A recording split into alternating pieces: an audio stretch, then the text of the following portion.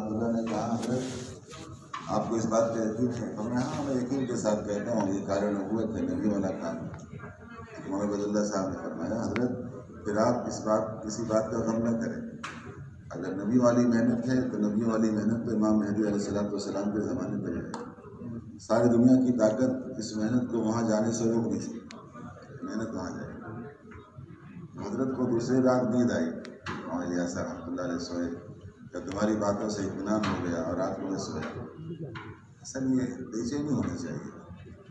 فرماتے ہیں مولانا یوسف رحمۃ اللہ علیہ دائی وہ ہے جس کے کھانے کے لیے لوگ اس کو بتلائیں، کھانے کا وقت بتلائیں، یعنی کھانے کے لیے کہیں، کھانے کے لیے یاد دلائیں، کھانا ہی بول رہے۔ دائی وہ ہے جو سونا ہی بول رہا ہے، دائی وہ ہے جو کھانا ہی بول رہا ہے۔ یہ اصل ہے، ایک غلبہ حال ہونا چاہیے کام کرنے والوں پر۔ ایک غلبہ، ہمارے یہاں سے فرماتے ہیں غلبہ حال کے بغیر کوئی نتیجہ نہیں ہے۔ ایک غلبہ ہو، ایک دھن ہو، ایک فکر ہو، ایک غم ہو۔ اس لیے کہ جو فکروں میں آگے ہوتے ہیں اللہ ان پر تقاضے لاتے ہیں، اور جو قربانی میں آگے ہوتے ہیں تقاضے ان سے پورے کرے گا۔ فکر پر ہی تقاضے آتے ہیں، قربانی پر تقاضے پورے کیے جاتے ہیں۔ جو فکر مند ہوتے ہیں وہ تقاضے لاتے ہیں، جو تقاضے لاتے ہیں وہی تقاضے پورا بھی کرتے ہیں۔ یہ اس میں تقاضے ہیں۔ یہ 24 گھنٹے کا ایک فکر ہو، ایک غم ہو، ایک سوچ ہو، ایک فکر ہو، اس کا سونا بھی، اس کا جاگنا بھی، اس کا چلنا بھی، اس کا پھرنا بھی۔ اس محنت کو کرتے کرتے مر جانا یہ اصل ہے، کرتے کرتے مرنا استقامت ہے، کرتے کرتے مر جانا سنت ہے، کرتے کرتے مر جانا اطاعت ہے۔ وَلَا تَمُوتُنَّ إِلَّا وَأَنْتُم مُسْلِمُونَ۔ دنیا سے اطاعت کے بغیر نہ ہے، اطاعت اسی کا نام ہے۔ اطاعت کے بغیر ہدایت بھی نہیں ہے، اطاعت کے بغیر ہدایت۔ ہمارے کام میں بنیادی چیز اطاعت ہے۔ ہمارے کام میں اطاعت والا ہی پرانا ہوتا ہے، جو اطاعت پر نہیں ہے وہ نیا ہے، پرانا ہونے۔ ایک مدت گزرنے کے بعد اطاعت پر نہیں ہے تو نیا ہے، اور ایک کم عرصہ گزارنے کے بعد اطاعت پر ہے تو پرانا ہے۔ ہمارے یہاں سینئر جونیئر اطاعت پر ہوتا ہے، اطاعت نہیں ہے تو کوئی پرانا نہیں۔ اطاعت ہونا چاہیے، اطاعت بنیاد ہے، اطاعت پیمانہ ہے۔ اطاعت ہی سے تمیز پیدا ہوتی ہے، اطاعت سے تمیز پیدا ہوتی ہے۔ امتیاز کرنے والی چیز اطاعت ہے، امتیاز کرنے والی چیز اطاعت ہے۔ اس کے لیے حضرت مولانا یوسف رحمۃ اللہ علیہ سے پوچھا گیا کہ اس کام میں کون قسم کے لوگ ایسے ہیں جو کام سے محروم کر دیے جاتے ہیں۔ یہ بڑی فکر کی چیز ہے۔ محرومی کے اسباب دیکھنا چاہیے، مقبولیت کے اسباب بھی، محرومی کی مردودیت کے بھی اسباب دیکھنا چاہیے۔ محرومی کے اسباب بتلانے کا مطلب ہے تاکہ آدمی محرومی والے اسباب سے بچے۔ پوچھا گیا کہ اس کام میں کون قسم کے لوگ ایسے ہیں جو کام سے محروم کر دیا جاتے ہیں۔ فرمایا 2 قسم کے لوگ۔ ایک قسم وہ ہے جو کام کرتے کرتے پرانے ہو جاتے ہیں تو پرانوں کی نگاہ نئے پر چلی جاتی ہے، وہ نئے کی اصلاح کرتا ہے۔ ہمارے حضرت فرماتے ہیں کام کرنے والا جب نیا ہوتا ہے تو اس کی نگاہ اپنی ذات پر ہوتی ہے، تو جب تک نگاہ اپنی ذات پر ہوتی ہے جب تک وہ ترقی کے مراحل طے کرتا ہے، جب اس کی نگاہ اپنی ذات سے ہٹ جاتی ہے تو ترقی رک جاتی ہے۔ ایک پرانوں کی نگاہ نئے پر چلی جاتی ہے، دوسرے جو پڑھے لکھے حضرات ہیں ان کی نگاہ جو اللہ پر چلی جاتی ہے۔ یہ دونوں کی نگاہیں دوسروں پر پڑھنے کی وجہ سے ترقی کے راستے بند ہو جاتے ہیں۔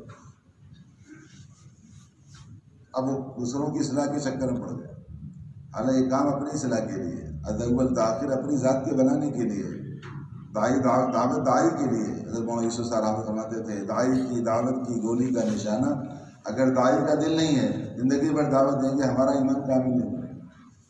دائی کی دعوت کی گولی کا نشانہ دائی کا دل ہونا چاہیے۔ اپنی ذات کو سامنے رکھ کر دعوت دیں گے تو نتیجہ ہے، جہاں اپنی ذات سے نگاہ شیطان ہٹا دیتا ہے نتیجہ ختم ہو جاتا ہے۔ دوسروں کی اصلاح کے چکر میں پڑ جاتے ہیں، دوسروں کی اصلاح کا ہم ذمہ دار نہیں ہیں، دوسروں کی ہدایت کی ذمہ دار نہیں ہے۔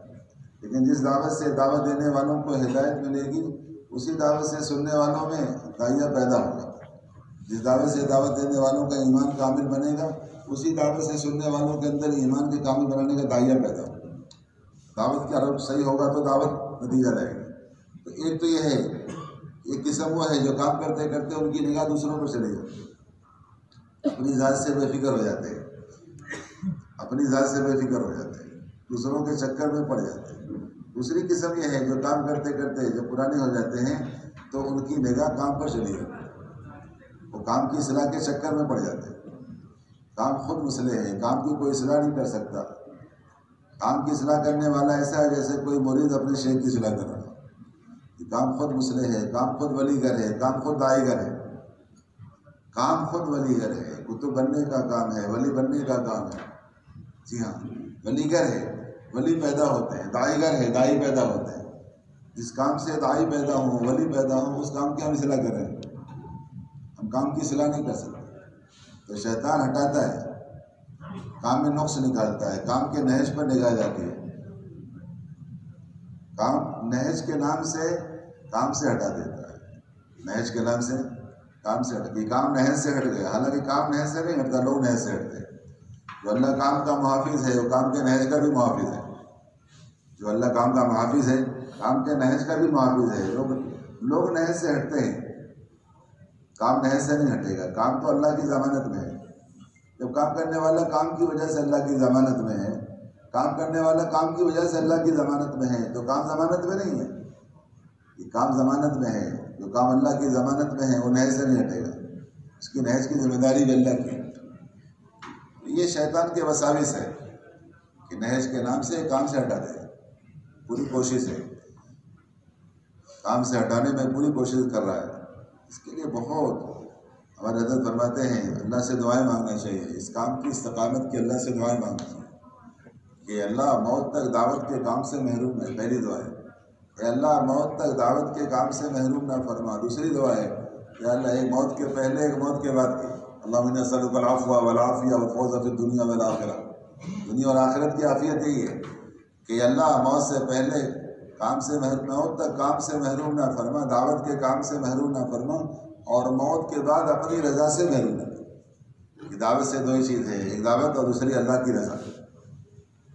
کام کرنے والوں کو ہر عمل میں اللہ کو راضی کرنے کے جذبے کے ساتھ، کہ دعوت سے جتنا اللہ کے بندوں کو اللہ سے جوڑنے میں اللہ راضی ہوتے ہیں اتنا کسی عمل سے راضی نہیں۔ جو اللہ کے بندوں کو اللہ سے جوڑنے میں لگا ہے اللہ تعالیٰ اس کی طرف متوجہ ہوتے ہیں۔ دو اعمال ایسے ہیں جن پر اللہ کی توجہ خاص توجہ ہوتی ہے، اس کی طرف متوجہ خاص ہوتے ہیں۔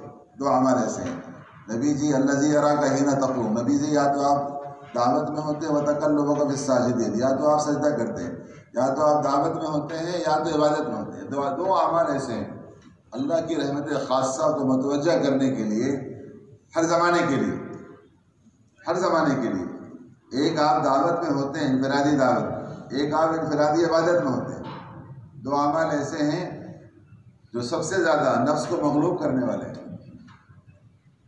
نفس نہیں مانتا، نفس آستین کا سانپ ہے، نفس آستین کا سانپ ہے، شیطان جنگل کا سانپ ہے۔ جنگل کے سانپ سے بچتے ہیں، آستین کے سانپ سے نہیں بچتے۔ نفس عبادت کا دشمن ہے اور دعوت کا دشمن باطل ہے، شیطان ہے، باطل ہے۔ صرف دعوت کی حیات باطل کی موت ہے، باطل نہیں چاہتا مرنے کے لیے، اس لیے باطل دعوت کے پیچھے ہے۔ ہر زمانے میں دعوت کا مقابلہ باطل سے ہوا ہے۔ فرماتے ہیں الیاس رحمۃ اللہ علیہ اپنی ذات سے پورے دین پر چلنے والا دیندار تو ہے لیکن دین کا مددگار نہیں ہے۔ جو دین کا مددگار ہے جو اللہ کے دین کی مدد میں، اللہ اس کی مدد میں۔ یہ دین کا مددگار وہ ہے جو اپنی ذات سے کے ساتھ ساتھ لوگوں کو دین پر آمادہ کرے، اپنی ذات سے کے ساتھ ساتھ لوگوں کو دین پر آمادہ کرے، اس کو کہتے ہیں دین کا دین مددگار۔ یہ بات ہے۔ دو اعمال ایسے ہیں جو نفس کو مغلوب کرنے والے، سب سے زیادہ نفس مغلوب ہوتا ہے، سب سے زیادہ اللہ کی رحمتیں متوجہ ہوتی ہیں، سب سے زیادہ دعوت کو واضح کرنے والا ایک رات کا قیام، دوسرے عمومی گشت، ایک انفرادی دعوت، ایک انفرادی عبادت۔ نبی جی آپ دعوت میں ہوتے ہیں تو اللہ کی رحمت آپ کی طرف متوجہ ہوتی ہے، یا عبادت میں ہوتے ہیں تو اللہ کی رحمت آپ کی طرف متوجہ ہوتی ہے۔ انفرادی دعوت، انفرادی عبادت، یہ اللہ کی غیبی نصرتوں کا نزول ہے۔ جب تک امت اجتماعی طور پر دعوت میں نہیں آئے گی، جب تک باطل مغلوب نہیں ہوگا، جب تک امت اجتماعی طور پر دعوت میں نہیں آئے گی، اللہ کی نصرت، غیبی نصرتوں کا نزول بھی نہیں ہوگا۔ ہم باطل کو مغلوب کرنے کی دعائیں تو کرتے ہیں، ہر ایک کی تمنا ہے باطل کو مغلوب کرنے کی، باطل کی مغلوبیت کو ہر ایک دیکھنا چاہتا ہے، لیکن امت اجتماعی طور پر دعوت کرانے کو تیار ہے۔ جب تک امت چند افراد کا اس کام میں آ جانا یہ کافی نہیں ہے، یہ اللہ کی طرف سے باطل کو ختم کرنے کے لیے کافی نہیں. امت اجتماعی طور پر آئے، خروج کو امت لازم پکڑے. ایک رات کی عبادت ہے، کام کرنے والوں کے لیے تہجد کی نماز فرض کے درجے میں فرض رہ چکی ہے. جو نماز فرض ہو چکی ہے اس نماز کو فرض کے درجے میں پڑھنا چاہیے. صحابہ کرام کے لیے ایک سال تہجد کی نماز فرض تھی. جب سارے صحابہ کرام تہجد کو فرض کیا پڑھنے کے عادی ہو گئے، اللہ تعالیٰ نے سورہ مزمل کی آخری آیتیں اتار کر اس کی فرضیت کو منسوخ کر دیا. لیکن صحابہ کرام تہجد کا اہتمام کرتے تھے. حضرت نے کئی مرتبہ فرمایا جو تہجد نہ پڑھتا ہو وہ ہمارا کام نہیں کرتا. ہمارا کام تہجد کے ساتھ ضروری ہے. تہجد کے بغیر یہ کام ادھورا ہے. دن میں دعوت کو واضح کرنے والی چیز رات کی عبادت ہے. فَإِذَا فَرَغْتَ فَانْصَبْ وَإِلَىٰ رَبِّكَ فَارْغَب. یہ دعوت سے فارغ ہو کر عبادت نہ ہے. معاویہ سے رحمۃ اللہ علیہ دن بھر تھک تھکا کر میوات کے پہاڑوں پہ چڑھ جاتے. وہاں لوگ آرام کرتے ہیں. صبح سے میوات نظام الدین سے چلتے چلتے نہ کھانے کی فکر، نہ پانی کی پینے کی فکر، نہ سونے کی فکر، نہ دوپہر کا کھانا، نہ صبح کا ناشتہ. ایک دن ہے، ایک غلبہ ہے، کام کا ایک غلبہ ہے. غلبہ حال کے بغیر نتیجہ نہیں آتا. کسی بھی کام کے نتیجے کا لانے غلبہ حال ہونا شرط ہے. جب رات کو پہنچ جاتے میوات کے پہاڑوں پر تو ساتھ چلنے والے علماء کرام تھے. علماء کرام ہوتے بڑے بڑے علماء، وہ تو جگہ تلاش کرتے کہ آرام مل جائے. تھکے ہوئے تھے ہوتے. مولانا صاحب رحمۃ اللہ علیہ اپنے تھیلے سے مسلح نکالتے، مسلح پر کھڑے ہو جاتے اور فرماتے اللہ کا شکر ہے میں دن بھر کی دعوت کی تھکان کو رات کی عبادت سے دور کر لیتا ہوں. اور ہم دعوت کے بعد تھک جاتے ہیں اور دعوت کے بعد آرام کر لیتے ہیں. حالانکہ دعوت میں تھکے بغیر عبادت میں لذت حاصل نہیں ہوتی. حضرت یوسف صاحب رحمۃ اللہ فرماتے تھے اس کام میں کام کرنے والوں کا ادنا تعلق یہ ہے جس دن دعوت نہ دے، جس دن گشت نہ کرے، اللہ کی توحید کو بیان نہ کرے، دعوت کے بغیر گشت کے بغیر جب عبادت میں آئے تو عبادت میں لذت حاصل نہ ہو. عبادت میں لذت حاصل نہ ہو. عبادت میں لذت تو دعوت سے ہے. عبادت میں کمال دعوت سے ہے. اعمال میں کمال دعوت سے ہے. اعمال عبادت میں کمال پیدا کرنے کے لیے. جس عبادت سے پہلے دعوت نہیں ہے وہ عبادت بے کمالی ہے. عبادت میں کمال دعوت سے ہے. فرماتے تھے مولانا یوسف صاحب رحمۃ اللہ علیہ، حضرت مولانا صاحب رحمۃ اللہ علیہ کے انتقال کے 1.5 مہینے بعد 1944 میں کام کرنے والوں کے مراکز میں خطوط روانہ کیا کہ ابھی تک امت اس کام کو کلمہ نماز کے ٹھیک کرنے کی میں نے سمجھا. اس زمانے میں فرمایا 1944 میں 76 سال پہلے، 77 سال پہلے کی بات ہے کہ ابھی تک امت اس کام کو کلمہ نماز کر کے ٹھیک کرنے کی میں نے سمجھا ہوا ہے. اس کا کلمہ نماز ٹھیک ہو گیا 4 مہینے لگانے کے بعد، اسے ضرورت نہیں ہے. اس کا کلمہ نماز ٹھیک ہو گیا کسی اور راستے سے، اسے بھی نکلنے کی ضرورت نہیں. حالانکہ دعوت کی محنت اپنے ایمان اور اعمال میں کمال پیدا کرنے کے لیے صحابہ کرام نکلتے تھے اللہ کے راستے میں. اس محنت کو کرتے تھے ایمان اور اعمال کی تکمیل کے لیے.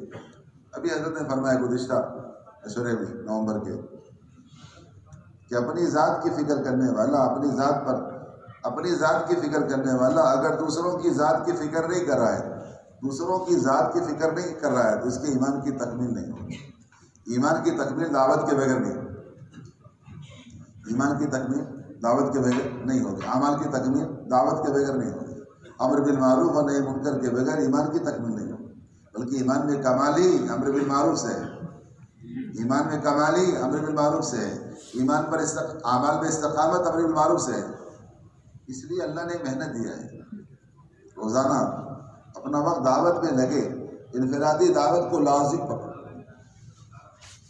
ہر زمانے کے فتنوں سے بچنے کے لیے 3 قسم کے لوگ ہیں جو ہر زمانے کے فتنوں سے بچ جائیں گے. فتنے تو آئیں گے، فتنوں کے زمانے میں فتنے آئیں گے اور بڑے فتنے آنے والے ہیں. آگے آنے والے فتنے گزشتہ فتنوں سے زیادہ خطرناک ہیں. اور سارے فتنوں کا سردار تو دجال کا فتنہ ہے. دجال کے فتنوں سے اللہ ان کو بچائیں گے. فرماتے تھے مولانا یوسف صاحب رحمۃ اللہ علیہ آخری زمانے میں حضرت امام مہدی علیہ السلام تشریف لائیں گے. حضرت عیسیٰ علیہ السلام کا بھی نزول ہوگا. اس زمانے میں دعوت کے کام کرنے والے جو ہوں گے وہ امیر اور عام صحابہ کی ترتیب پر. فرماتے تھے بدری صحابی کی نہج پڑھو اور ان کے کام کی برکت سے یہ روپوش ہو جائیں گے، اللہ ان کو بچا لیں گے، ان کا ایمان بچے گا، ان کے اعمال بچیں گے، ان کے عقائد بچیں گے۔ دجال کے فتنوں سے اللہ ان کو بچائیں گے جو دعوت کی محنت کرنے والے ہیں۔ تو ہر زمانے کے فتنوں سے بچنے کے لیے تین قسم کے لوگ ہر زمانے کے فتنوں سے بچ جائیں گے۔ پہلی قسم یہ ہے جو عموم میں رہیں گے، عموم میں رہنے والے فتنوں سے بچ جائیں گے۔ عمومی تعلیم، عمومی گشت، عمومی ملاقات، عمومی خروج، گھر کی تعلیم، یہ اعمال ہیں، یہ عمومی اعمال ہیں۔ تو عمومی اعمال آدمی کو فتنوں سے بچا لیں گے۔ خصوص میں رہنے والے فتنوں کے شکار ہو جائیں گے۔ خصوص میں رہنے والے فتنوں کے شکار تھے، خصوص میں رہنے والے فتنوں کے شکار تھے، عموم میں رہنے والے فتنوں سے بچ گئے۔ تو ایک چیز یہ ہے عموم میں رہنے والے، اور دوسرے اپنی جماعت کے ساتھ چمٹے جو رہیں گے، جماعت کے ساتھ چمٹے رہو۔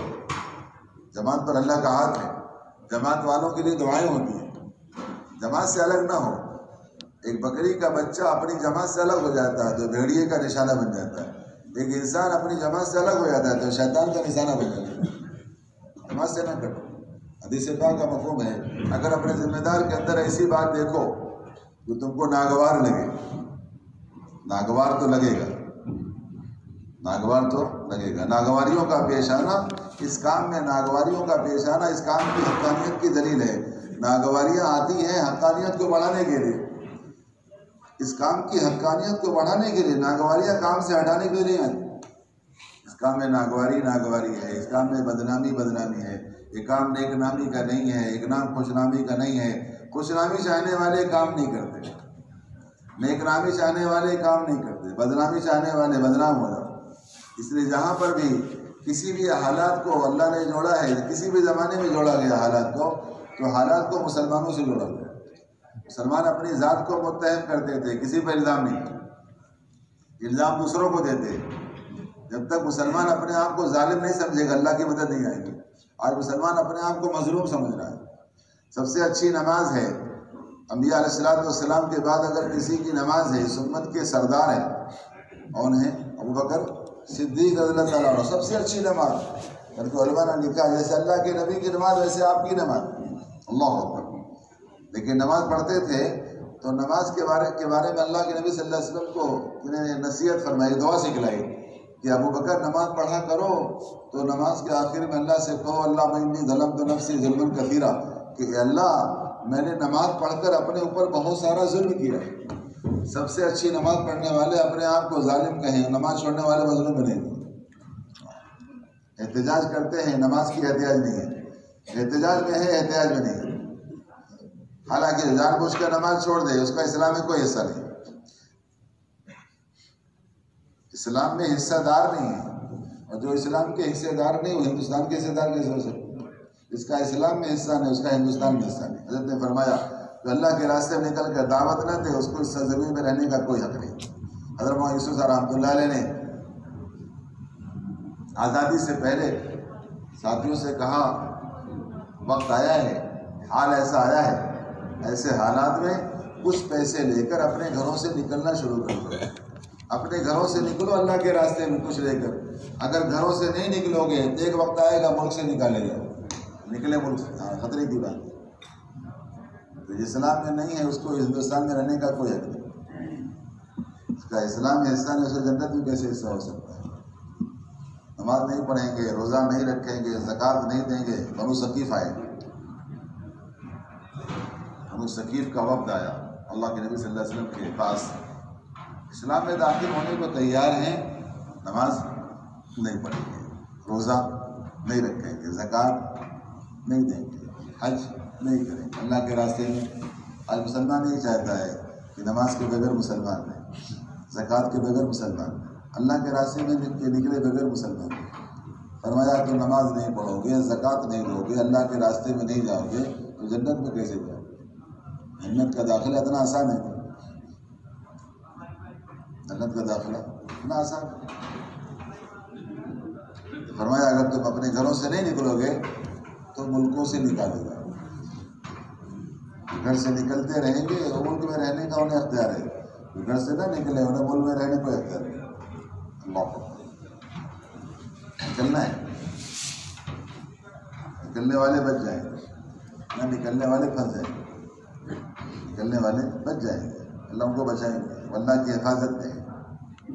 3 شخص ایسے ہیں جو اللہ کی حفاظت میں۔ دوسری بات کی بات تو رہ گئی، ایک وہ شخص ہے جو عموم میں رہے، دوسرا وہ شخص ہے جو اپنی مسجد وار جماعت کے ساتھ رہے۔ بات آگے نہیں، حدیث پاک کا مفہوم ہے اپنے ذمہ دار کے اندر کوئی ایسی بات دیکھے جو اس کو ناگوار لگے تو اس پر صبر کرے، اگر صبر نہیں کر سکتا تو مرنے سے پہلے توبہ کرے، بے صبری پر توبہ کرے، بے صبری پر توبہ کرے۔ اگر توبہ بھی نہیں کیا تو دنیا سے جاہلیت کے موت کے ساتھ۔ زمانے جاہلیت میں لوگ اپنے سرداروں کی بات نہیں مانتے، ہم بھی اپنے امیر کی بات نہیں مانتے کہ امیر میں یہ خرابی ہے، امیر میں یہ کمی ہے، تو ناگواریاں ہیں۔ ہمارے کام میں صبر کام کرنے والوں کے لیے ایندھن ہے، صبر کے بغیر یہ کام نہیں کر سکتے۔ اس کام کا ایندھن ہوائی جہاز کا ایندھن ہے، ہوائی جہاز چلتا ہے ایندھن سے، جہاں تک ایندھن ہے وہاں تک سفر ہے، جہاں تک دائی کا صبر ہے وہاں تک سفر ہے۔ صبر ختم ہو گیا سفر ختم۔ دائی کی منزل صبر سے پوری ہوتی ہے۔ دائی کی منزل صحابہ کرام ہے۔ دائی کی منزل کون ہے؟ ہم سب ایک سفر میں ہیں، ہمارا سفر چل رہا ہے، ہمارا سفر چل رہا ہے، صبر کے بغیر سفر پورا نہیں ہوگا۔ اس صبر کی مدت کب تک ہے؟ ابو ذر اللہ تعالیٰ نے فرمایا ابو ذر صبر کرتے رہنا، اور قصر نہیں ہے، صبر کرتے رہنا، جہاں ذمہ دار کا ہے وہاں چلے جانا، ذمہ داروں سے الجھنا نہیں، ذمہ داروں کی بات ماننا، صبر کرتے رہنا یہاں تک کہ حوض کوثر پر آ کر غصے میں۔ تو صبر کی مدت کب ہے؟ یہ صبر ہے۔ بھائی میں کیا ہے؟ صبر ہے، یہ صفت ہے۔ ایمان والوں میں صبر ہے، ایمان والوں میں شکر ہے۔ یہ تو زمانے جاہلیت کی صفات تھی۔ جو لوگ آئے اللہ کے نبی صلی اللہ علیہ وسلم کے پاس، ان کے چہرے ان کے حلیوں کو دیکھ کر آپ نے فرمایا تم کون لوگ ہو؟ تو انہوں نے کہا ایمان والے ہیں۔ ایمان والے ہیں تو ایمان کی کیا علامت ہے؟ تو انہوں نے علامتیں خصلتیں بیان کی، جس میں پہلی خصلت یہی تھی ہمارے اندر صبر ہے، ہمارے اندر شکر ہے۔ یہ زمانے جاہلیت سے کب سے ہے؟ حالانکہ آدھا ایمان صبر ہے، آدھا ایمان شکر ہے، صبر اور شکر ہے۔ ایمان صبر اور شکر کا نام ہے، اور ان کے اندر بے ایمانی کی حالت میں صبر ہے۔ ہمارے اندر صبر ہے، ہمارے اندر شکر ہے، ہمارے اندر دشمنوں کے خلاف جم کر لڑنا ہے، اور ہمارے اندر دشمنوں کی شکست پر خوشیاں نہیں منانا، پٹاخے نہیں پھوڑتے۔ ہار جیت پٹاخے پھوڑے جاتے، میرا جیتا تو پٹاخہ پھوڑ۔ ہم کسی کی شکست پر، کسی کی ہار پر، کسی کے وکٹ پر خوشیاں نہیں مناتے، دشمن کی شکست پر خوشیاں نہیں مناتے۔ یہ دائی کا مزاج نہیں ہوتا، دائی کسی کی شکست پر خوشیاں نہیں مناتے۔ چوتھی چیز ہے کہ ہمارے اندر اللہ کے ہر فیصلے پر ہم راضی رہتے ہیں، اللہ کا جو فیصلہ ہو۔ یہ تو زمانے جاہلیت کے اندر یہ خصلت ہے، اللہ معاف فرمائے، آج ہمارے اندر وہ چیز نہیں ہے۔ جذبات میں آ جاتے ہیں، خوشیاں مناتے ہیں، پٹاخے پھوڑتے ہیں، مٹھائیاں تقسیم کرتے ہیں۔ یہ دائی کے مزاج کے، نبوت کے مزاج کے خلاف ہے۔ دائی تو موت تک اس کی ہدایت کا متمنی ہے۔ ہمارے اندر 2 چور ہیں، ایک دائی، ایک تو غیروں کے ملک مال سے محبت بھی ہے، غیروں کا ملک مال چاہتے ہیں کہاں مل جائے، اور دوسروں کے غیروں کی ہلاکت بھی ہے۔ یہ 2 چور نکلے گا تو اللہ غیروں کو ہدایت دے۔ یہ 2 چور ہیں، ملک مال بھی چاہیے اور ہلاکت بھی چاہیے۔ کہ نہیں ہم تو آپ کی ہدایت چاہتے ہیں۔ جب تک ہدایت کے متمنی نہیں ہوں گے ہدایت نہیں ملے گی، ہدایت کے متمنی نہیں ہوں گے، ہدایت چاہیں گے تو ہدایت ملے، ہدایت مقدر میں نہیں ہے تو ہدایت کے لیے راستہ کھول دے، راستہ اللہ صاف کر دیں۔ تو تیسرا شخص وہ ہے جو مسجد کو لازم پکڑ لے، جماعت کو لازم پکڑ لے، عموم کو لازم پکڑ لے، مسجد کو لازم پکڑ لے۔ فتنوں کے شکار وہ ہوتے ہیں جو مسجد سے دور ہوتے ہیں۔ فتنوں کا علاج ہی مسجد ہے۔ اعمال مساجد میں اللہ نے فتنوں کا علاج رکھا ہے۔ اعمال مساجد میں حضرت جی رحمۃ اللہ علیہ فرماتے تھے دیکھو بھائی فتنوں کا زمانہ ہے، اگر ایک عورت اپنے گھر کی کھڑکی سے صرف باہر کی طرف دیکھتی ہے، باہر نہیں گئی تو باہر کے فتنوں سے بچ نہیں پاتی، باہر کا فتنہ اس کو کھڑکی کے راستے سے بھاگ دیتا ہے۔ فرماتے تھے فتنوں سے بچنے کے لیے فتنوں کا علاج گھر کی تعلیم ہے۔ حضرت محمد یوسف صاحب رحمۃ اللہ علیہ فرماتے تھے باہر فتنوں کا زمانہ ہے، باہر باطل کے اڈے ہیں، باہر کے باطل باہر رہیں گے، باہر کے فتنے باہر دب جائیں گے اگر تم گھروں میں تعلیم کے ساتھ ساتھ دعوت زندہ کرو۔ فرماتے ہیں مولانا شاہ رحمۃ اللہ نے، اگر تم تعلیم کے ساتھ ساتھ دعوت زندہ کرو، تعلیم الگ ہے، دعوت الگ ہے۔ تعلیم تو دعوت کی بنیاد ہے، تعلیم دعوت کی، جیسے نماز اسلام کی بنیاد ہے، نماز اسلام کی بنیاد ہے، ایسے تعلیم دعوت کی بنیاد ہے۔ فرماتے ہیں تعلیم کے ساتھ ساتھ دعوت زندہ کر لو تو اللہ تعالیٰ تمہارے گھروں کو صحابہ کرام کے گھروں کا نمونہ بنا دے۔ تعلیم بھی ہو، دعوت بھی ہو، تعلیم تو ہو جاتی ہے لیکن صرف تعلیم کے نام سے تعلیم ہوتی ہے، ابھی تک تعلیم ہی چل رہی ہے۔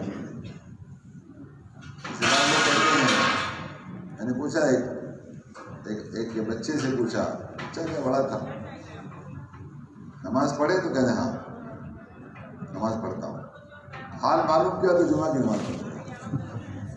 جمعہ کی نماز پڑھنے والا بھی اپنے آپ کو نمازی سمجھتا ہے۔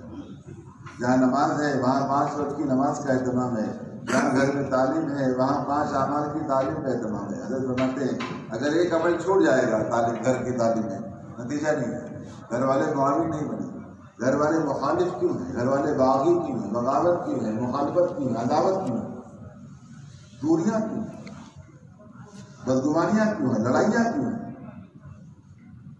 نفرتیں کیوں ہیں؟ دعوت کے بغیر محبت نہیں پیدا ہو۔ ساس بہو میں نفرتیں، نند بھاوت میں دوریاں،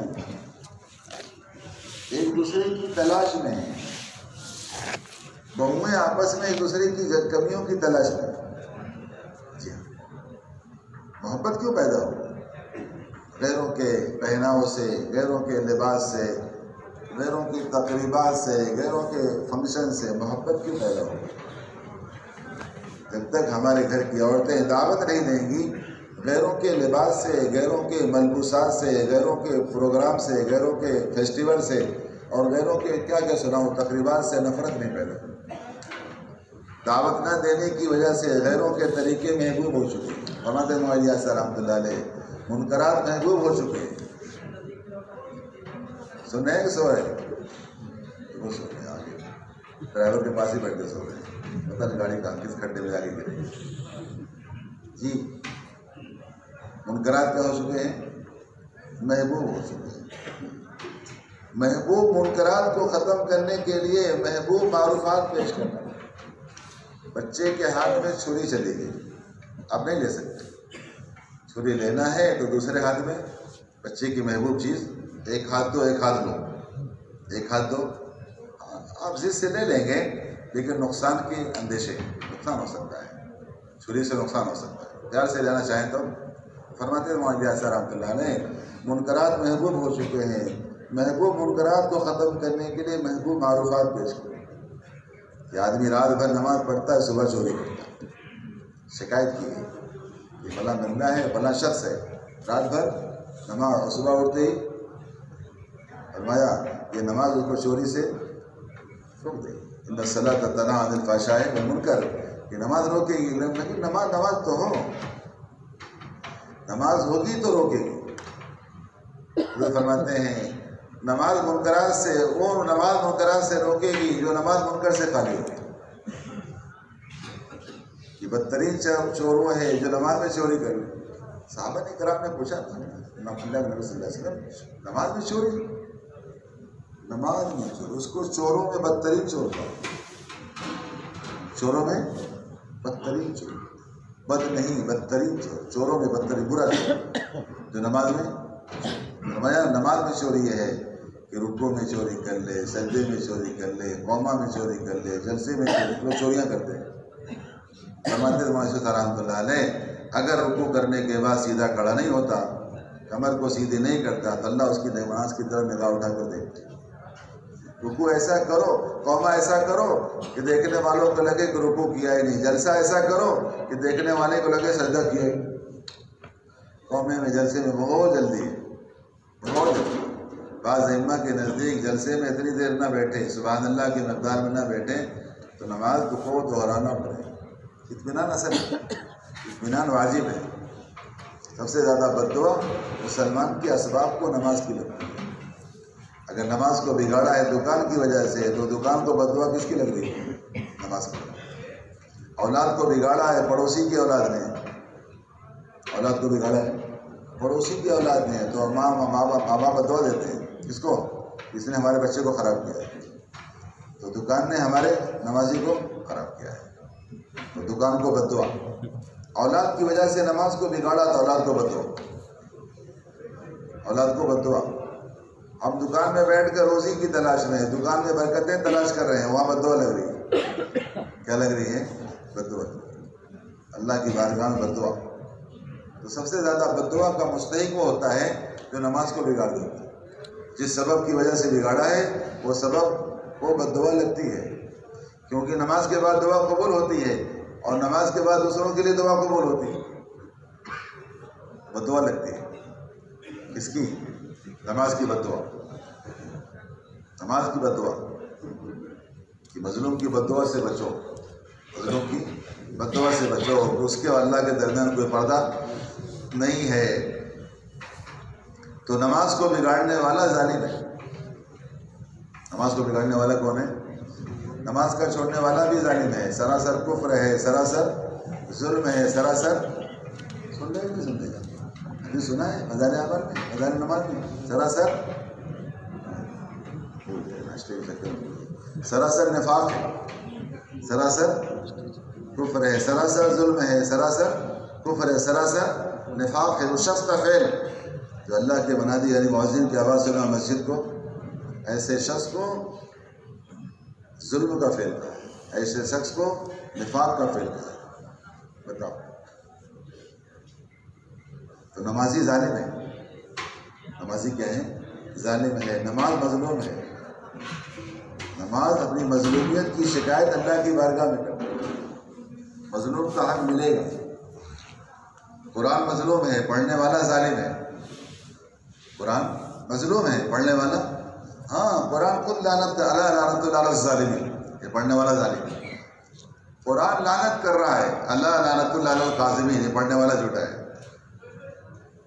پڑھنے والے کو کون جھوٹا کہہ رہا ہے؟ قرآن۔ پڑھنے والے کو ظالم کون کہہ رہا ہے؟ جی قرآن مظلوم ہے، قرآن مظلوم ہے۔ قرآن سفارشی بھی ہے، قرآن شفیع بھی ہے، سب سے بڑا شفاعت کرنے والا، اس لیے قرآن کا اہتمام نہیں کرتے، بہت کم ہے۔ قرآن پڑھنے کا شوق نہیں ہے۔ میں تو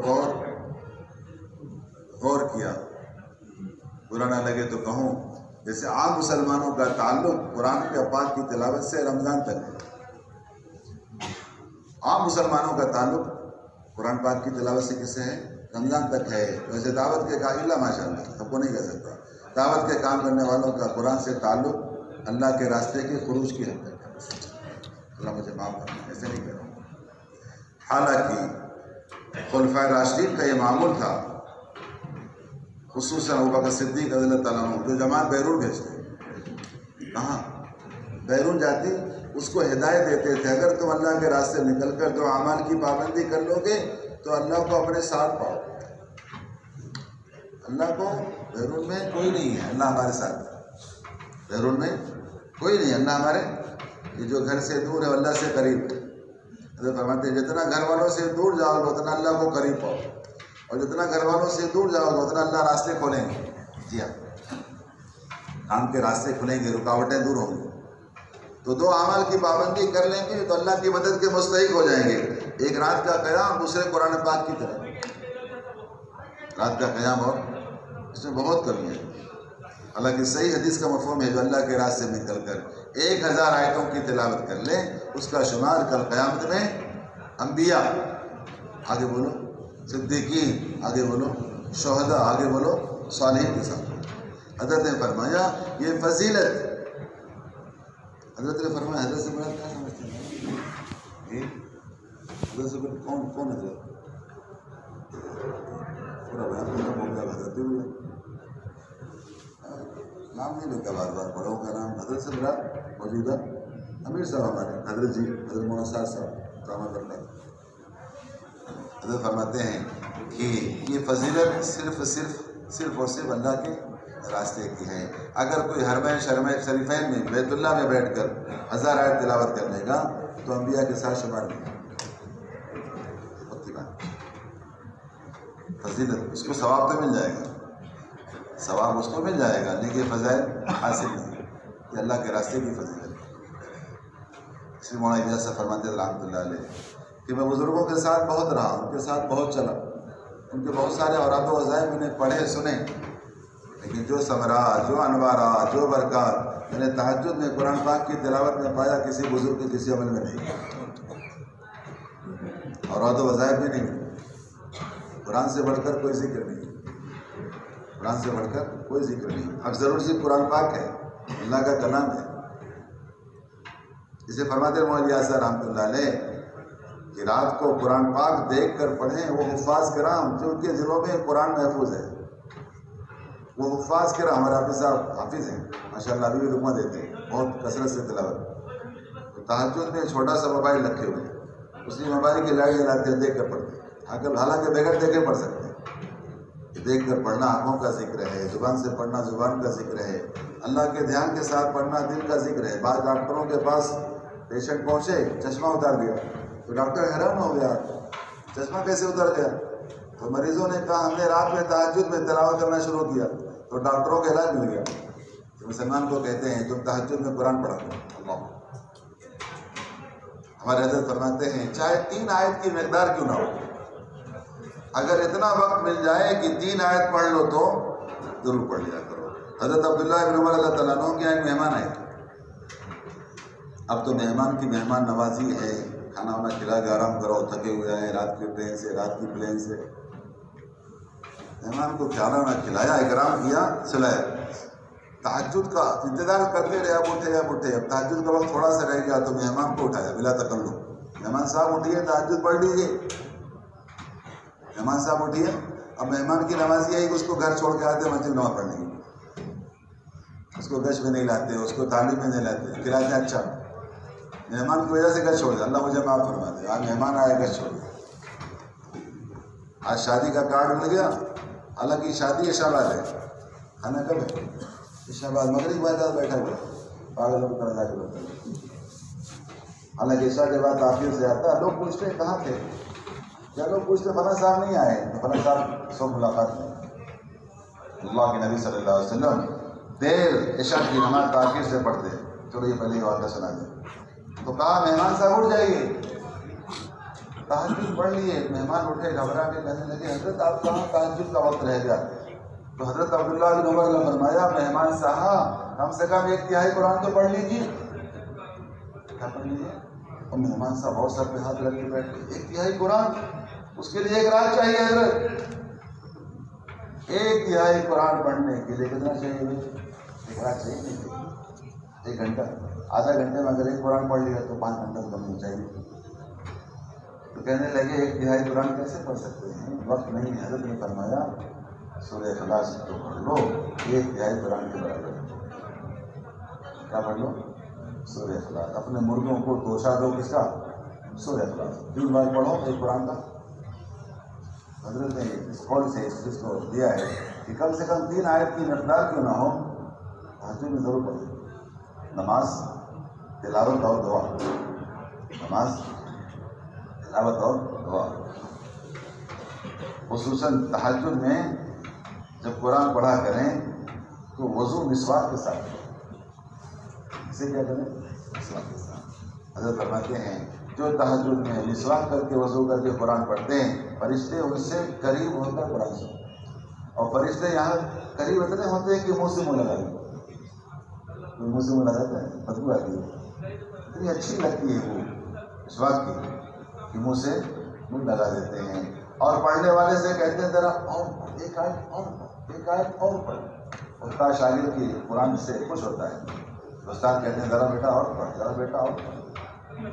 آگے فرمایا جو مسواک کے بغیر وضو کر کے قرآن پڑھتے ہیں ان سے فرشتے نہ قریب ہوتے ہیں نہ اور پڑھنے کے لیے نقصان ہے۔ مسواک نہ کرنے کا بڑا نقصان ہے۔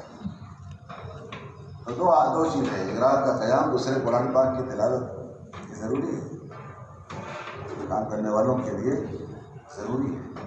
حضرت عمر اللہ تعالیٰ عنہ کا معمول تھا تہجد میں بچوں کو اٹھاتے.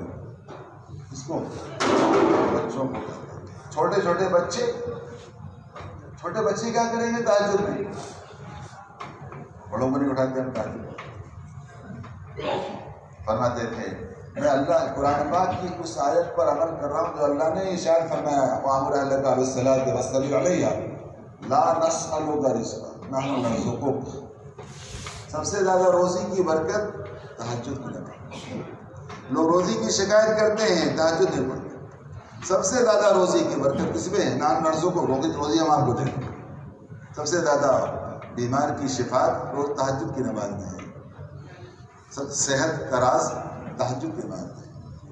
صحت کا راز تہجد کی نماز میں. روزی کی برکت تہجد کی نماز میں ہے.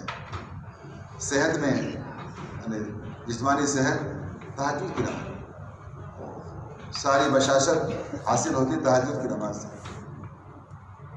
ایک چیز ہے تہجد کا اہتمام قرآن پاک کی تلاوت اور دعاؤں کا. حضرت مولانا یوسف صاحب رحمۃ اللہ علیہ کی بات سناتا ہوں, شاید سنا ہوگا, نہ سنا ہو تو سن لیجیے. فرماتے تھے اگر کام کرنے والا ایک رات تہجد میں نہیں اٹھے گا, اگر کام کرنے والوں کی ایک تہجد چھوٹ گئی تو صبح اٹھتے ہی دعویٰ پیدا ہوگا کچھ ہیں ہمیں بھی لیجیے. آگے سنا. حضرت مولانا یوسف صاحب رحمۃ اللہ علیہ کے پاس ایک صاحب آئے کہ فلاں صاحب کو شورا میں نہیں ہوگی. سفارش کرتے ہیں کیا کرتے ہیں؟ سفارش کس میں لے لیجیے؟ شورا میں. شورا اپنی جماعت میں آپ لے لیجیے. حضرت نے فرمایا پہلے مجھے یہ بتاؤ کسی رات کو چھپ کر دیکھو کہ بھائی جان کی تہجد کا کیا ہے. پہلی رات کو چھپ کر دیکھو بھائی جان کا تہجد کا کیا حال ہے. پہلے تہجد کے بارے میں بتاؤ پھر شورا کی بات. وہ تہجد نہیں پڑھتا شورا کے لائق نہیں. دعویٰ کیوں پیدا ہوگا؟ ایک رات اگر تہجد چھوٹ گئی تو صبح کو اٹھتا دعویٰ پیدا ہوگا. اس لیے اپنی ایک محنت کی نفی تہجد کی نماز میں ہے. اللہ کے نبی صلی اللہ علیہ وسلم تاخیر سے عشاء کی نماز پڑھنے کے بعد عشاء کی نماز تاخیر سے پڑھنے کے بعد انصار کے محلے میں ملاقات کے لیے. اس لیے حضرت فرماتے ہیں عشاء کی نماز کے بعد تاخیر سے ملاقات کرنا سنت ہے. عشاء ہماری جلدی ہوتی ہے. کتنے بجے ہوتی ہے؟ 8 بجے. سب سے تاخیر سے عشاء کی نماز کہاں ہوتی ہے؟ اسلام پور میں. جی اسلام پور میں نا. کہاں؟ ارے بولو تو صحیح اللہ کے بندے. جی ارے نظام الدین کہنے میں ڈر لگتا ہے کیا؟ بولو نا دعوے کے ساتھ ڈرتے کیا؟ باپ کو باپ کہنے میں ڈر لگتا ہے. باپ تو باپ ہے, باپ کو باپ ہی کہیں گے. اچھا لگے بولا لگے باپ تو باپ ہی کہیں گے. اور باپ کی شکایت کیا کریں گے؟ باپ کی شکایت سنیں گے. ایسا بھی نالائق اولاد ہو باپ کی شکایت, نشے میں بھی ہو تو باپ کی شکایت. ہم سنتے ہیں باپ کی شکایت. ذمہ دار جو ہوتے ہیں باپ کے مقام ہوتا ہے. ذمہ دار کی حیثیت باپ کی طرح ہے. ذمہ دار کی حیثیت وقت کا امیر باپ کی طرح ہوتا ہے. جو ادب احترام باپ کا ہے وہ ادب احترام ذمہ دار کا ہونا چاہیے. جو دعائیں باپ کے لیے کرتے ہیں وہ دعائیں ذمہ دار کے لیے کرنی چاہیے.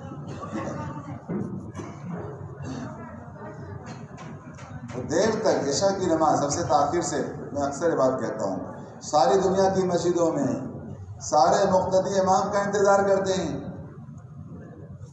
یہ ہوتا ہے کس کا انتظار کرتے ہیں؟ ڈسٹرکٹ کا, مؤذن صاحب کا, جی امام صاحب کا.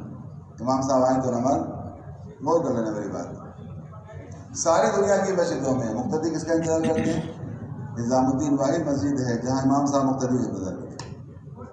امام صاحب تو بیٹھے ہوئے ہیں. امام صاحب تو نماز کے لیے بیٹھے ہوئے ہیں, مقتدی کا انتظار کرتے ہیں. خادم سے کہتے ہیں ذرا دیکھ کر تو آؤ وضو خانے کا کیا حال ہے, کام خانے کا کیا حال ہے.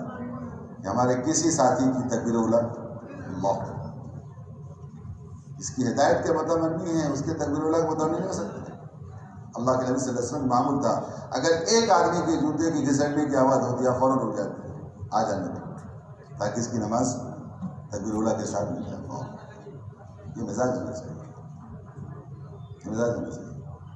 تو عشاء کی نماز کے بعد تاخیر سے ملاقات کر کے انصار کے محلے میں جاتے ہیں اور انہیں ہجرت سے پہلے کے واقعات سناتے ہیں. انصار کاشتکار تھے. صاحب کے یعنی ماشاء اللہ کاشتکاری زیادہ ہے. کاشتکار سمجھتے ہیں کیا؟ کھیتی باڑی زیادہ ہے نا. گنا وغیرہ زیادہ ہوتا ہے یہاں پر، گنا کا علاقہ ہے اور انگور کا علاقہ ہے. کاشتکار تھے، تھک تھکا کر جب شام کو آتے تو آپ انتظار میں تھے انصار آ جائیں، انصار کو دعوت ہے. ایک دن میں کہنا چاہ رہا تھا، ایک دن آپ حسب معمول مسجد سے گھر ملاقات کے لیے نہیں گئے، بلکہ مسجد سے گھر آئے. کیا کرنے؟ کھانا کھانے کے لیے؟ جی کھانا کھانے کے لیے نہیں کہ اپنی قرآن پاک کی تلاوت کا معمول پورا کرنے. گھر آئے، قرآن پاک کی تلاوت کا معمول پورا کیا اور پھر جی ہاں گئے ملاقات کے لیے. اور تاخیر میں تاخیر. اور انصار منتظر تھے. ایسے انصار تھے دائی کی قربانی پر مدعو کو بھی اللہ تعالیٰ توفیق دیتے ہیں. دائی کی قربانی پر مدعو منتظر ہوتے ہیں. اللہ دیکھتے ہیں کہ دائی کی طلب کتنی ہے. تو وہ سوئے نہیں، انتظار میں تھے. تو پہنچتے ہی انہوں نے پوچھا آج آپ کے آنے میں دیر کیوں ہو گئی؟ تو آپ نے بڑے قوت کے ساتھ، یقین کے ساتھ کہا آج میرے قرآن پاک کی تلاوت کا معمول باقی تھا تو میں مسجد سے گھر گیا. جب یہ دعوت ہے تو قرآن کی اہمیت بتلایا ہے کہ قرآن پڑھے بغیر نہیں آیا. قرآن پڑھے بغیر کہ قرآن پاک کی تلاوت کرنے کے بعد پھر ملاقات کے لیے آیا. آج ہمارا مرکز کا دن ہے، آج ملاقات نہیں ہے. آج ہمارا گشت ہے، آج ملاقات. آج ہم نے کھانے کی دعوت دیا کہ ہم آج کیا ملاقات کی بات کرتے ہیں؟ کھانے کی دعوت ہے، آپ ملاقات کی بات. اللہ معاف فرمائے ہم سب کو. ملاقات کسی بھی نہیں چھوڑتے، اس لیے ملاقات کا عمل بہت اونچا ہے. ایک قوم میں ایک فرشتہ اتر آیا. ایک مسلمان ایک بستی میں جا رہا تھا. مسلمان کے عمل کو دیکھنے کے لیے فرشتے اترتے تھے. ایک چوراہے پر فرشتے سے علیک سلیک ہوا. السلام علیکم. وعلیکم السلام. کہاں جا رہے ہیں؟ اپنے بھائی سے ملاقات کے لیے جا رہا ہوں. میرا بھائی ہے ایمان والا، فلاں بستی میں. محلے میں نہیں، اب تو گھر کے بازو میں رہتے. وہ میں دور گاؤں سے، وہ بستی دور تھی. ملاقات کے لیے جا رہا. فرشتے نے پوچھا اور کوئی غرض ہے؟ اب بس اللہ کو راضی کرنے کے لیے. نہ کوئی معاملہ ہے، نہ کوئی لین دین ہے، نہ کوئی بقایا ہے، نہ کوئی وصولی ہے. بس اللہ کو راضی کرنے کے لیے. اس نے کہا میں مسلمان انسان نہیں ہوں، میں فرشتہ ہوں.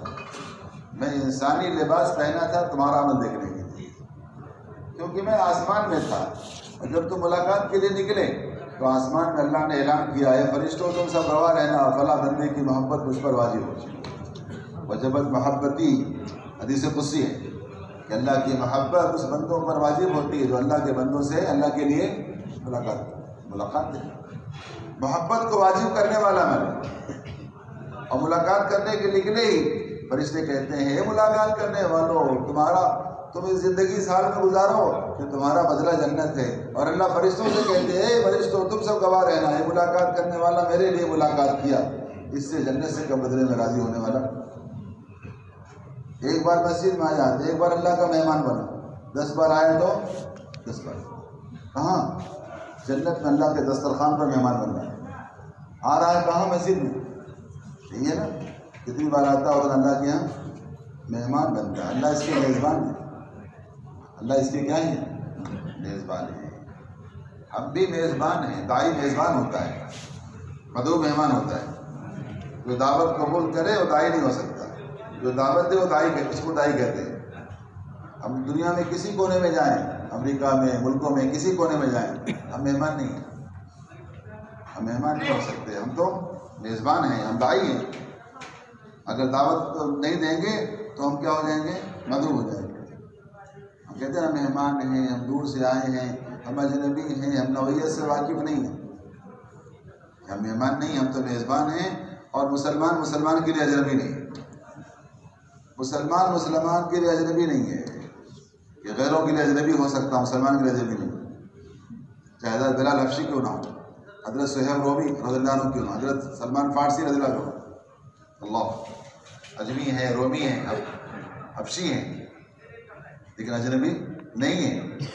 اللہ اجنبی ہوتے تو اہل بیت کیسے ہوتے؟ حضرت سلمان فارسی کو کہا یہ اہل بیت میں سے. اللہ انصار کہنے لگے ہمارے میں سے، مہاجر کہنے لگے ہمارے میں سے. اللہ کے ہمارے میں سے. حضرت سلمان فارسی تو کس میں سے ہیں؟ اہل بیت میں سے. اللہ اس کے لیے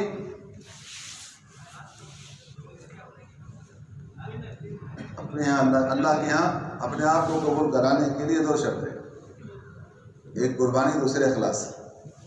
ایک قربانی اخلاص کے ساتھ اللہ کے یہاں قبول کراؤ، اور قربانی کے ساتھ اللہ کے یہاں قبول کراؤ۔ ہمارے یہاں قبولیت ہے، قابلیت نہیں ہے۔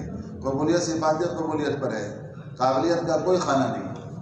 قابلیت کی بنیاد پر کام نہیں لیتے، قبولیت کی بنیاد، قبولیت صفات قبولیت سے آتی ہے، صفات قبولیت اللہ کے صفات ہے، قربانی اور اخلاص یہ صفات ہیں۔ 5واں نمبر، 6ٹھا نمبر اخلاص، 5واں نمبر قربانی، 6ٹھا نمبر، یہ دو صفات ہے اللہ کے قبول کرانے کے لیے۔ سارے اعمال کو سیکھتے ہوئے سے اللہ کے راستے میں نکلنا اللہ کے امر کی وجہ سے، اللہ کے راستے میں نکلنا اللہ کے امر کی وجہ سے۔ ہمارے حضرت فرماتے ہیں جب تک کام کرنے والے اللہ کے راستے میں نہ نکلنے کو گناہ نہیں سمجھیں گے، کام کرنے والے اللہ کے راستے میں نکلنے کو گناہ نہیں سمجھیں گے جب تک اس کام پر استقامت حاصل نہیں ہے۔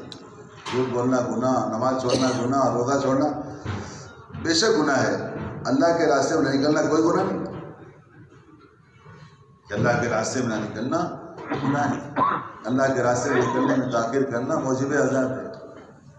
حضرت معاذ صاحب رحمۃ اللہ فرماتے تھے اللہ کے راستے میں نکلنے میں تاخیر کرنا، نہ نکلنا تاخیر کرنا، نماز نہ پڑھنا، نماز تاخیر سے پڑھنا، نماز نہ پڑھنا، نماز تاخیر سے پڑھنا، حج نہ کرنا، حج تاخیر سے کرنا، زکوٰۃ نہ دینا، زکوٰۃ تاخیر سے دینا۔ تو ایک اللہ کے راستے میں نہ نکلنا، ایک اللہ کے راستے میں نکلنے میں تاخیر کرنا، یہ بھی موجب عذاب ہے۔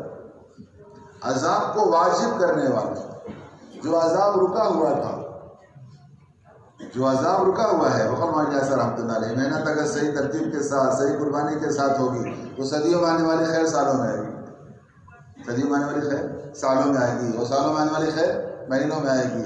جو خیر کسی اور راستے سے نہیں آ سکتی، جو خیر کسی اور راستے سے نہیں آ سکتی، وہ خیر اس راستے سے، اس رفتار سے آئے گی۔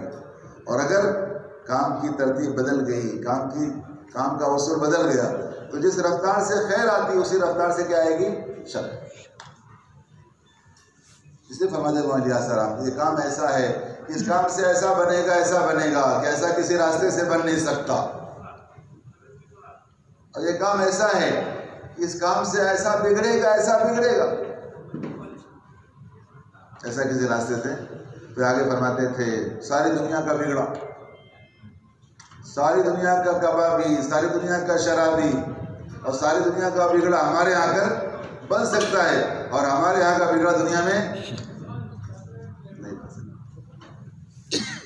اس کام کا بگڑا دنیا میں کہیں بننے کا بھی راستہ ہے، بگڑنے کا بھی راستہ ہے، خیر کے آنے کا بھی راستہ ہے، شر کے آنے کا بھی راستہ ہے۔ تو جو خیر رکی ہوئی تھی، رحمت کا بھی راستہ ہے، عذاب کا بھی راستہ ہے، رحمت کا راستہ بھی ہے، عذاب کا راستہ ہے۔ عذاب کو واجب کرنے والا عمل ہے۔ حضرت مولانا یوسف صاحب رحمۃ اللہ فرماتے تھے اللہ کے راستے میں نکلنے میں تاخیر کرنا اللہ اس کے رسول کی ناراضگی کا سبب ہے، اور تبوک کا واقعہ اس کا مظہر ہے۔ تبوک کا واقعہ، تبوک میں جو اللہ کی ناراضگی، اللہ کے نبی کی ناراضگی، مسلمانوں کی ناراضگی، مسلمان ناراض ہے، مسلمان ناراض ہے، اور تبوک میں جانے والوں کو روکا جاتا ہے۔ روکنے والے کون؟ مسلمان ہیں۔ کون ہیں؟ منافقین۔ کون ہیں؟ اب مسلمان کو روکتا ہے۔ اس زمانے مسلمان رک جاتا تو مسلمان سے سلام کرنا بند کر دیتا، سلام بھی کرے تو جواب ہی نہیں دیتا، حالانکہ گناہگار سے گناہگار، بدکار سے بدکار مسلمان کا سلام کا جواب دینا واجب ہے۔ مولانا الیاس صاحب فرماتے رحمۃ اللہ علیہ، حضرت فرماتے تھے گناہگار سے گناہگار، بدکار سے بدکار مسلمانوں کو عزت کی نگاہ سے دیکھنے کی مشق ہے۔ نگاہ حق ہے، حدیث میں آتا ہے نگاہ حق ہے، عزت کی نگاہ اور ہے، نفرت کی نگاہ اور ہے۔ محبت کی نگاہ سے والدین کو دیکھا اور نفرت کی نگاہ سے والدین کو دیکھا، یہ فرق ہے۔ یہ نفرت کی نگاہ جہنم کا راستہ، محبت کی نگاہ جنت کا راستہ۔ نگاہ حق ہے، نگاہوں کے اثرات پڑتے ہیں۔ عزت کی نگاہ سے دیکھو، ایمان کی وجہ سے۔ کس کی وجہ سے؟ ایمان کی وجہ سے۔ ایک مسلمان کا مقام بیت اللہ سے زیادہ اونچا ہے، ایک مسلمان کے مقام بیت اللہ سے زیادہ اونچا ہے۔ بیت اللہ کی طرف پیر نہیں پھیلا سکتے، بیت اللہ کی طرف استنجا کر لیں گے تو بیت اللہ ایک باتھ روم دیکھیں گے، باتھ روم کا رخ کدھر ہے؟ کتنا اچھا مکان ہو، باتھ روم اگر صحیح مسلمان نہیں لے غیرت کے خلاف ہے۔ تو بیت اللہ کے ساتھ سامنے ہم پیشاب نہیں کر سکتے، تھوک نہیں سکتے، تو مسلمان کا مقام بیت اللہ سے زیادہ ہے، تو مسلمان کے سامنے پیر کیسے پھیلا سکتے ہیں؟ مسلمان ہے۔ ایک مسلمان کی حقارت آدمی کو گمراہ کر ڈالتی ہے، ایک مسلمان کی حقارت آدمی کو گمراہی پر ڈال دیتی ہے۔ جی مسلمان بھائی ہے۔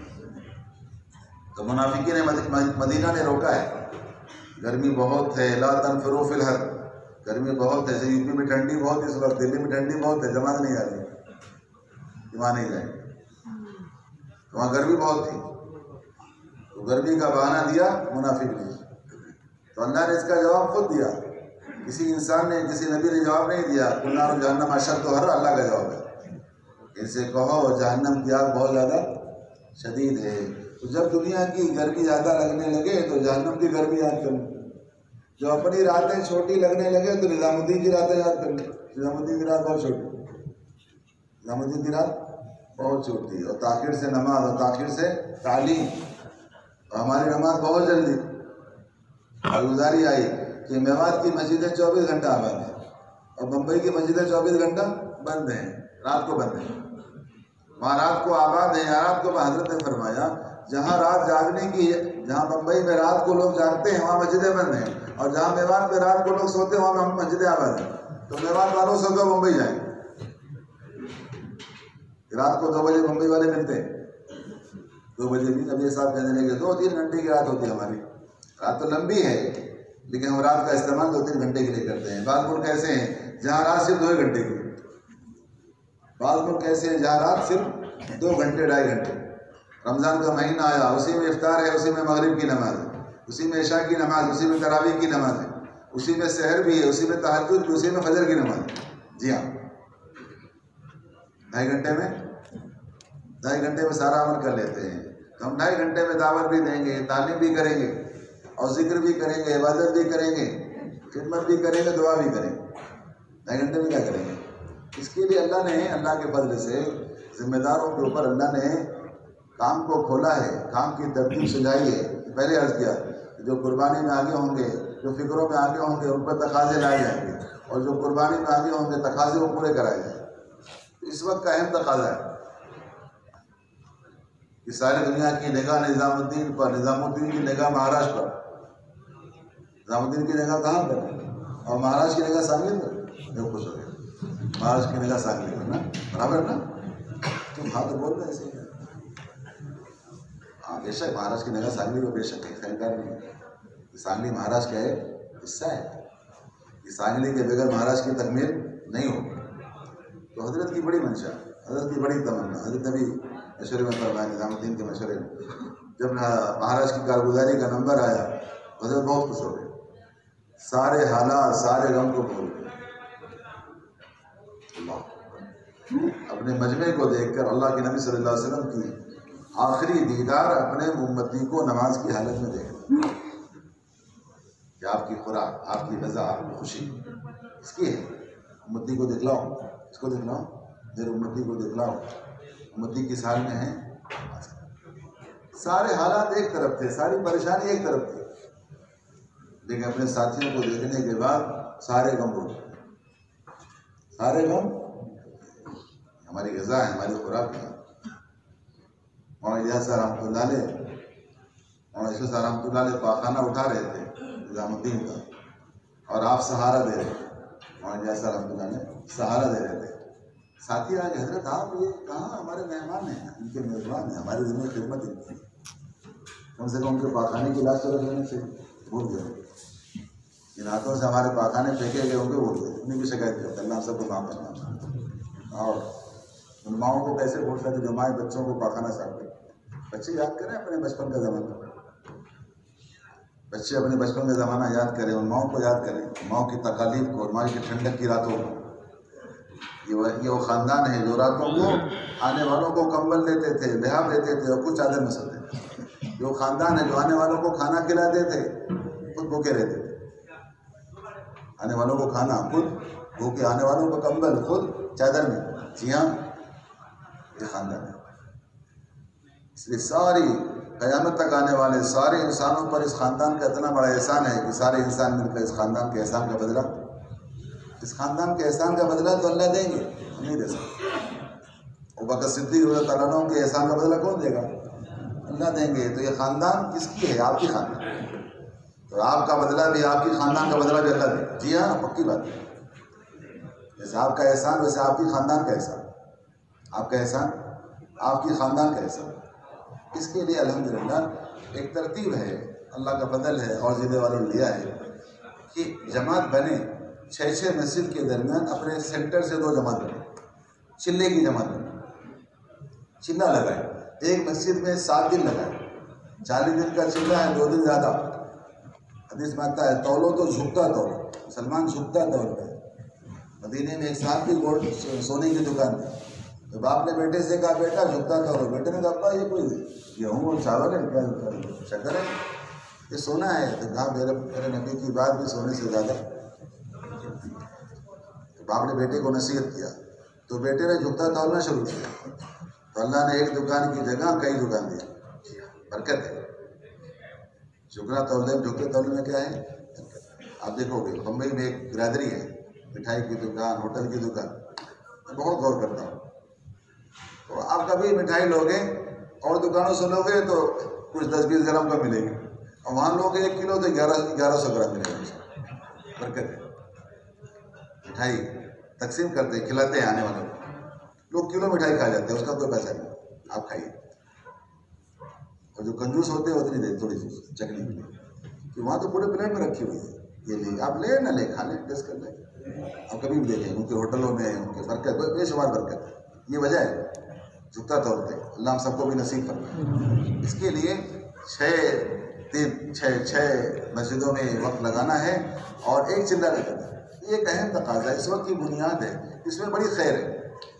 ذمہ دار جو قربانی میں آگے ہوتے ہیں اللہ ان پر کام کو کھولتے ہیں، ہم ذمہ داروں کے ساتھ ہوتے ہیں۔ اللہ کا فضل ہر زمانے میں، مہاراشٹر نے ہی ابتدا کیا، سینٹروں کا جوڑ ہوا، ماہانہ جوڑ ہوا، جو بھی چھوٹی جماعتیں، اللہ کے فضل سے چھوٹی جماعتوں کا آغاز ہو گیا، ابھی تک چل رہی ہے۔ چھوٹی جماعتیں پورے عالم میں پہنچ گئی اللہ کے فضل سے، چھوٹی جماعتیں پورے عالم میں، یہاں تک کہ حکومت کی نگاہ میں چھوٹی جماعت آ گئی۔ انگ کیا بولتے ہیں؟ انگ میں آگے کیا بولتے ہیں جی؟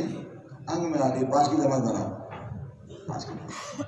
تو اللہ کا فضل ہے کہ یہ چیز یہاں سے شروع ہوتی ہے، پورے عالم میں جاتی ہے۔ یہ اللہ کی طرف سے نعمت ہے، اس صوبے کو اللہ نے نعمت کے طور پر دیا ہے، اور ہم کام کرنے والے اس نعمت کی قدر کریں گے انشاءاللہ۔ ہم بنیاد بنیں کہ انشاءاللہ یہ پہلا تقاضا ہے، اس ترتیب کے پہلے تقاضے پر، بدر کا پہلا تقاضا ہے، بدر میں حاضر ہونے والوں کا بدر بعد والے نہیں ہو سکتے، جو بدر میں شریک ہو گئے اللہ نے ان کی مغفرت، ان کے اگلے بھی، ان کے پچھلے بھی، ان کے بعد اگر مجھ سے کوئی اگر جرم ہو گیا ہے، کوئی خطا ہو گئی، تو اللہ کے نبی صلی اللہ علیہ وسلم نے فرمایا کہ ان کو ہم سزا کیوں دیں، اللہ ان کو معاف کر چکے ہیں، بدری ہیں۔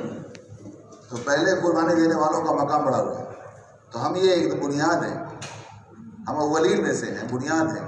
اس لیے 6 مسجد کے درمیان ایک ذمہ دار کھڑا ہو کے بتلائے کہ میں اپنی جماعت انشاءاللہ 6 آدمی کی جماعت بنا کر شلے میں ابھی فوراً، آج نہیں تو کل، کل نہیں تو پرسوں، یا کم سے کم 1 ہفتہ، اگلے ہفتہ جو آپ کی شب گزاری کا وقت ہے، شب گزاری میں اپنے بستر کو لے کر ایک چلہ لگانا ہے۔ چلہ تو لگاتے ہیں، اس ترتیب پہ لگانا ہے۔ ایک 6 مسجد کے درمیان، ایک سینٹر میں 12 مسجد میں، تو 12 مسجد کے درمیان 2 ذمہ دار کی تشکیل کرنا ہے۔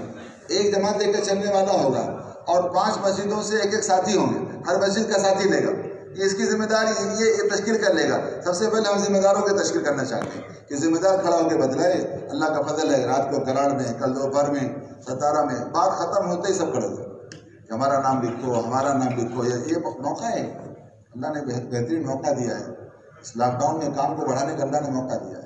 سب نیت کرتے ہیں انشاءاللہ کریں گے انشاءاللہ۔ آپ ذرا کھڑے ہو، آپ لکھو، کھڑے ہو کے بتلاؤ سینٹر بھائی فلاں سینٹر سے میں انشاءاللہ تیار ہوں۔ ایک سینٹر سے 2 ذمہ دار چاہیے، دیکھو ہمارے بھائی بازی مار لے گئے ماشاءاللہ، رفیق بھائی سوار، گھوڑ سوار ماشاءاللہ، اللہ تعالیٰ قبول فرمائے۔ سینٹر کا نام لکھو، تاس گاؤں ماشاءاللہ۔ تاس گاؤں میں کتنے سینٹر ہیں؟ 4 سینٹر، 8 نام چاہیے، 8 تاس گاؤں کے 8 نام چاہیے۔ بتلاؤ بھائی کون تیار ہے؟ رفیق بھائی نے کھاتا کھول دیا، تاس گاؤں نام لکھا ماشاءاللہ۔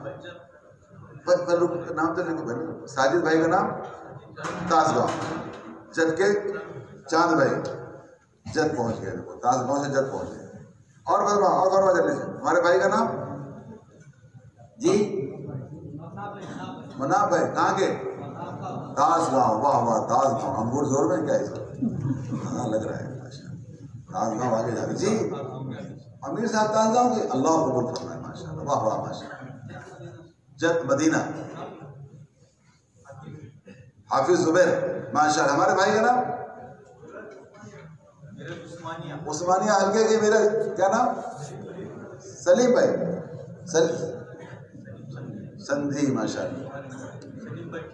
سلیم بھائی ٹھیک ہے، ٹھیک ہے. ابھی مسجد کا نام تھا، ابھی ٹھیک کا نام بن گیا.